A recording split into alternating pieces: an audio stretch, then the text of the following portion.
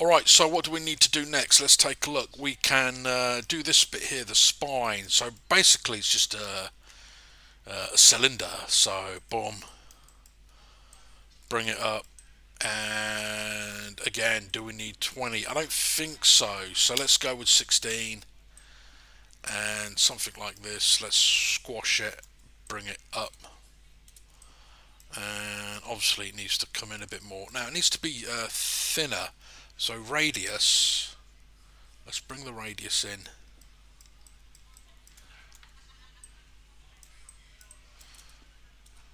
And let's make it fatter. So I think it's not going to be a perfect cylinder because if I do this to try and match the actually it kind of flares out and just tapers in a little bit here. You can see that it sticks out. So what we can do is we can grab the body and just bring it out. There we go. You see, so let's just bring it out. That's why I block out first in case you need to make changes, you see. And actually, let's bring out the whole back. Yeah. So now this needs to come out forward like that, you see.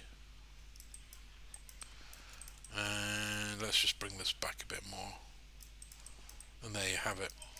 Now again, uh, you don't need the top and bottom faces because they're not visible. There you go.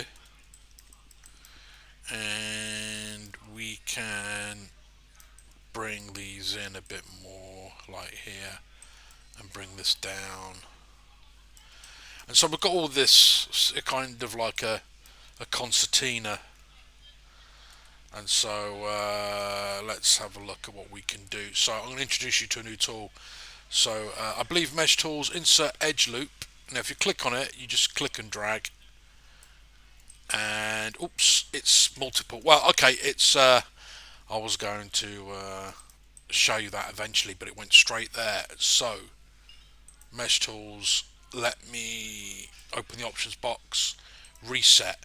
So by default it's just on relative, so you click and drag and you can create an edge loop, you see. So Control Z just to get rid of it. Now if you switch on multiple and then it defaults at 2, so let's just say 20. When you click on it, it's just giving you 20. Right, okay, so 20 is too much. Let's just say 1, 2, 3, 4, 5. Okay, so let's say 5. Click, there we go. Reset the tool, close it. So it's given us 5, I believe. Yeah, and yeah. 1, 2, 3. Yeah, okay. So what we can do is grab these edge loops and then bevel. Bring it in the fraction just a little bit. Let's have a look. Kind of like that. Yeah, and then select the face loops that were created from the bevel and then extrude and just push them inward. Let's just kind of scale them down a little bit. And so there you go. That is done. It's that simple. What we can do is just to add a bit more resolution, just to make it a bit sharper. There we go.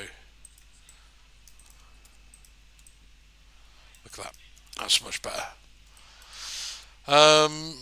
Maybe another edge loop just inside. There we go. So yeah, that's better.